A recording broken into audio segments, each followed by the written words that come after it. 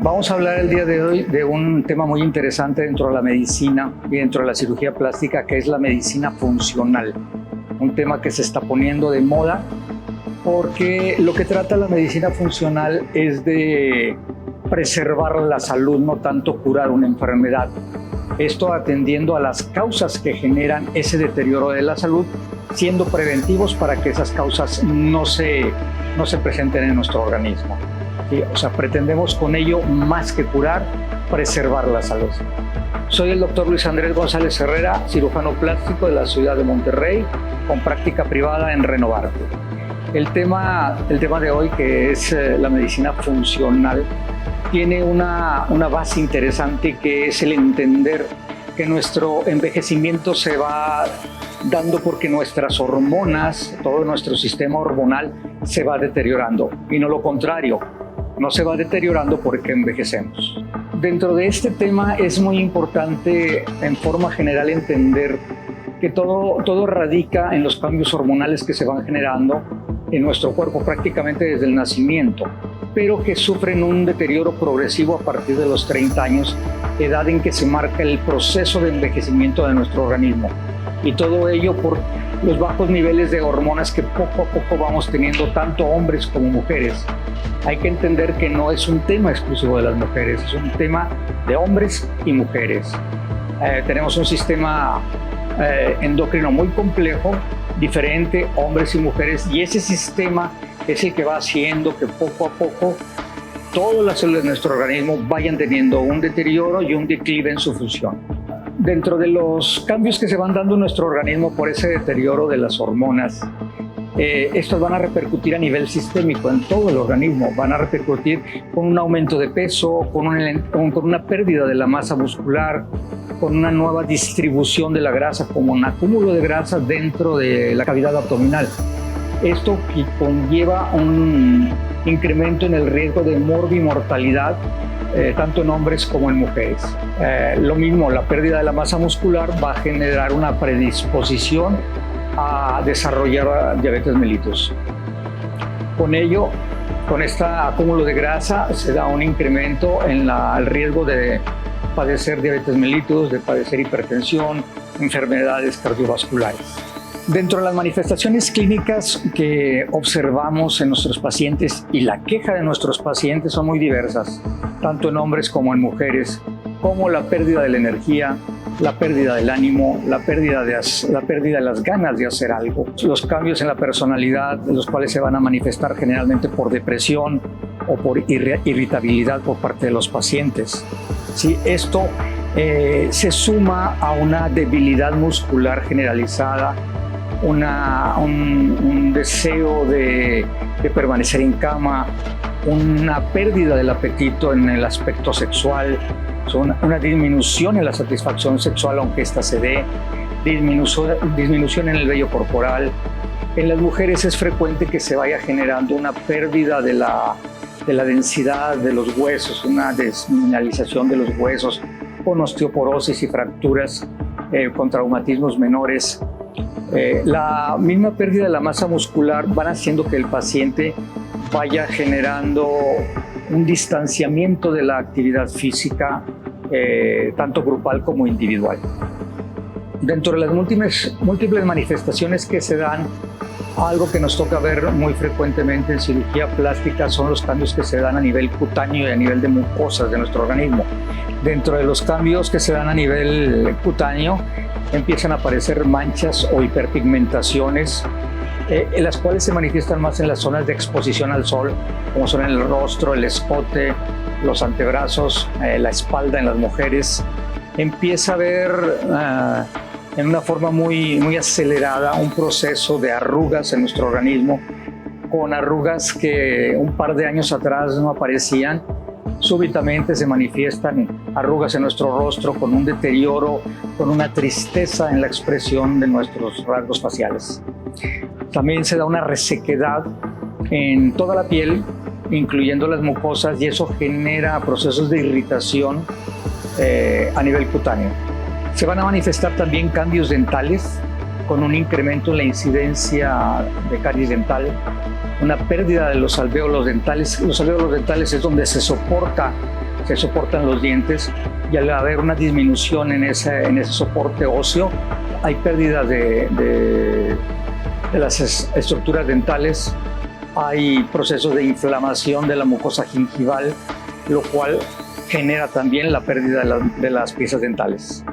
Uno de los aspectos que los pacientes arriba de los 45 50 años ven deteriorado de una forma muy progresiva, que a la vez genera otros tipos de problemas de pareja, es la pérdida de la libido, que es el deseo sexual, el apetito sexual. Esto sucede tanto en hombres como en mujeres. Hay la falsa creencia de que los hombres no tenemos una menopausia masculina. Eso es falso, existe una menopausia masculina que se llama andropausia, y esto está dado por el descenso de los niveles hormonales de las hormonas masculinas que tenemos. Esto va a generar una disminución del deseo sexual, una disminución en la actividad física sexual, una pérdida de la erección o una erección débil. Y esto conlleva problemas de pareja y distanciamientos. En el caso de la mujer, que es más notorio, o aparentemente más notorio, se da una resequedad en las mucosas genitales. Esto va a generar una disminución en el apetito sexual, porque lejos de ser placentero, llega a ser incómodo, molesto, incluso llegar a generar sangrados en la actividad física sexual por parte de la mujer. También se disminuye los orgasmos que la mujer pueda presentar por esa caída de las hormonas femeninas. En un aspecto más general, en cuanto a las secuelas o las consecuencias que deja la caída hormonal tanto en hombres como en mujeres, ya propiamente de la salud, como ya lo comenté anteriormente, hay una disminución de la masa muscular. Eso va a generar mayor predisposición a desarrollar diabetes mellitus, a desarrollar sobrepeso, a incrementar la grasa intraabdominal, lo cual conlleva un riesgo importante en el incremento de enfermedades metabólicas, de enfermedades cardiovasculares. ¿Qué quiere decir esto? Que un hombre o mujer con bajos niveles hormonales va a tener más riesgo de enfermedades graves, crónico-degenerativas, y la pérdida de la vida. Ya propiamente hablando, en relación con la cirugía plástica, algo que me toca ver a diario en la consulta y en la revisión de los pacientes antes y después de las cirugías, la diferencia en preparar bien a un paciente previo a la intervención quirúrgica, con un buen diagnóstico a base de estudios de laboratorio, de exploración física, de estudios de gabinete individualizados para cada caso, va a generar una mejor evolución en la intervención quirúrgica. Quiero decir con esto que no basta con estudios generales para ver que las condiciones de anemia o de nutrición de nuestros pacientes sean las adecuadas. Es frecuente para mí ver en la consulta, en el posoperatorio, pacientes, hombres y mujeres, que después de una intervención quirúrgica tienen una evolución tórpida, tanto en lo físico, en la reparación de las heridas, como en lo emocional. Es frecuente ver pacientes que, teniendo una cirugía técnicamente exitosa y una evolución adecuada, presentan cuadros de depresión, presentan cansancio, presentan apatía hacia su familia y hacia el entorno, incluso hacia la cirugía misma. Y esto se da ya haciendo un estudio más profundo. Motivo de esta plática y motivo de la reflexión es porque esos pacientes, previos a la intervención y la cirugía misma, genera cambios hormonales.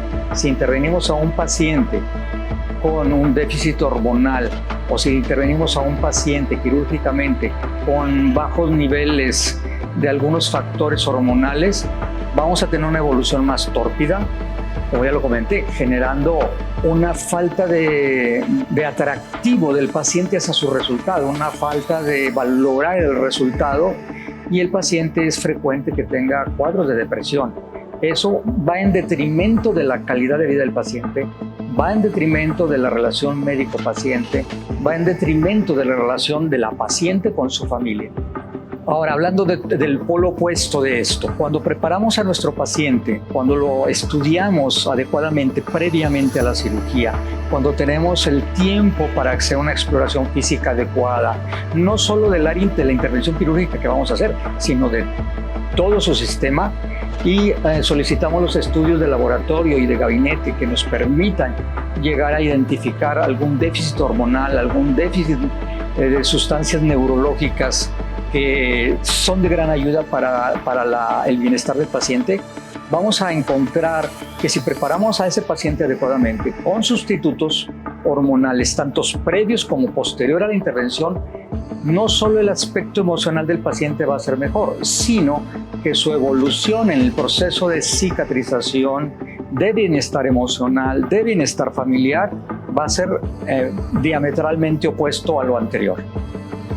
Como ya lo comenté, somos química, nuestro cuerpo es química, nuestro cuerpo son hormonas, y esas pequeñas hormonas son el combustible, son lo que nos ayuda a ver la vida en una forma optimista o una forma pesimista, y a valorar no solo el aspecto quirúrgico, sino a valorar todos los aspectos de la vida.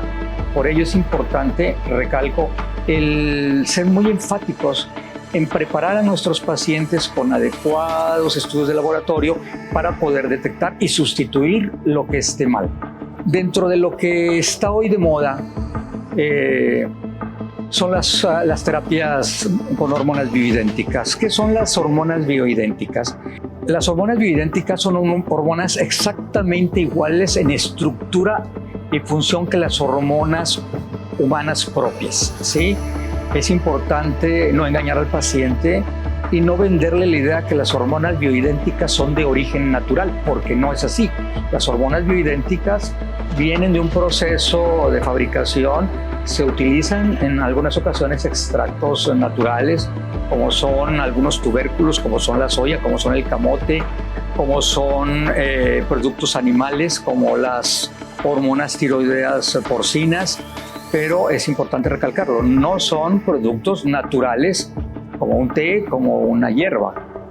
Por otro lado, las hormonas que conocemos como farmacéuticas, las hormonas que conocemos como fabricación farmacéutica, son hormonas que se han alterado en laboratorio y son completamente diferentes de las hormonas bioidénticas. Una de las ventajas de las hormonas bioidénticas es que tienen una estructura similar a las hormonas que producimos, ¿sí? Tienen un metabolismo conocido y ya estudiado ampliamente. Se pueden personalizar, se pueden individualizar en cuanto a su dosis y en cuanto a su aplicación, atendiendo a las necesidades de cada paciente. No poseen efectos secundarios, no existe el riesgo de una reacción alérgica o de hipersensibilidad, ¿sí? Y existe una gran variedad de hormonas bioidénticas. Prácticamente la inmensa mayoría de las hormonas que producimos existen a la par en las hormonas bioidénticas. Dentro de las hormonas sintéticas, que son las más utilizadas tiempo atrás, bueno, es que su estructura molecular es diferente a las hormonas que producimos, ¿sí? No existe una dosis estándar, más bien existe una dosis estándar que se le da igual a todos los pacientes, no se individualiza atendiendo a los niveles de faltante de cada paciente, ¿sí? Y existe una variedad limitada en cuanto a la cantidad de hormonas sintetizadas que hay. Las terapias hormonales han tenido en la historia de la medicina muchos mitos por estudios que se hicieron en el pasado, donde hubo reportes mal entendidos, mal usados, dolosamente mal empleados, y esto viene de tiempo muy atrás, de los 60, de los 70.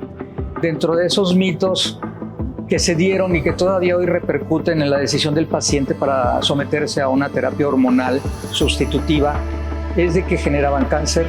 Se llegó a comentar en algunos estudios que se generaba cáncer de mama en las mujeres, o que predisponía al cáncer de mama en las mujeres, que predisponía al cáncer testicular en los hombres, o cáncer de próstata. Todo eso ya en estudios de largo plazo, en series muy amplias, en serios hospitales, se ha detectado que eso no tiene nada de lógica, no es real.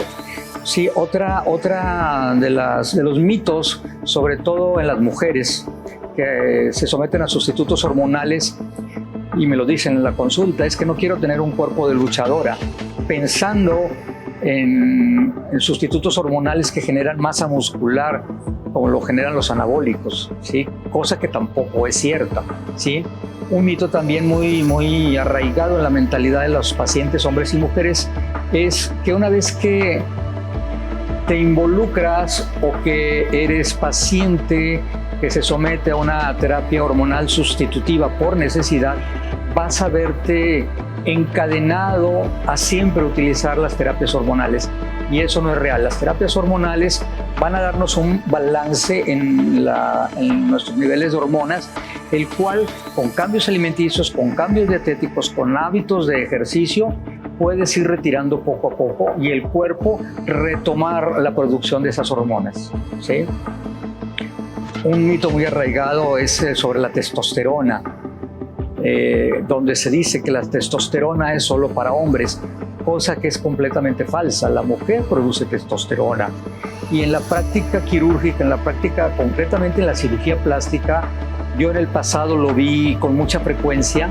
La pacientita que se sometía a una intervención quirúrgica con todo el estrés que conlleva una cirugía estética de cualquier índole, y eso genera en el posoperatorio una caída de la testosterona, y es la pacientita que encontramos deprimida, llorosa, que no valora los resultados de la intervención quirúrgica.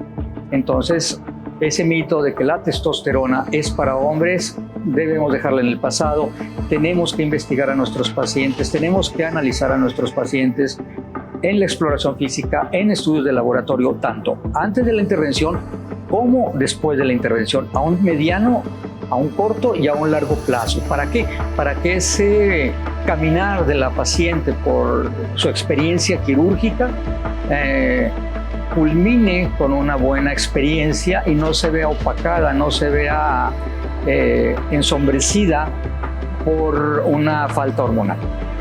Es importante que al someterte a una intervención quirúrgica no te conformes con un estudio general de una biometría hemática, tipos de coagulación, química sanguínea. Esos son estudios generales, un electrocardiograma. Hay que hacer estudios un poco más profundos. ¿Por qué? Porque el grueso de los pacientes, hombres y mujeres en cirugía plástica, son pacientes que andan alrededor de los 30 y tantos, 40, y son pacientes que ya empiezan a tener un deterioro hormonal. Tu evolución, tus resultados, tu bienestar físico y psicológico va a ser mucho mejor si haces un estudio completo, si permites una valoración integral, no solo general, y eso te va a brindar una mejor evolución, unos mejores resultados y que seas una paciente satisfecha en todos los aspectos. Te reitero mi nombre, Luis Andrés González Herrera, médico cirujano plástico en la ciudad de Monterrey. Me pongo a tus órdenes para aclarar tus dudas, para aclarar tus inquietudes, para tratar que llegues a una intervención o un manejo médico o quirúrgico en una forma lo más sano posible, lo mejor posible en todos los aspectos. Estoy a tus órdenes y me despido de ti.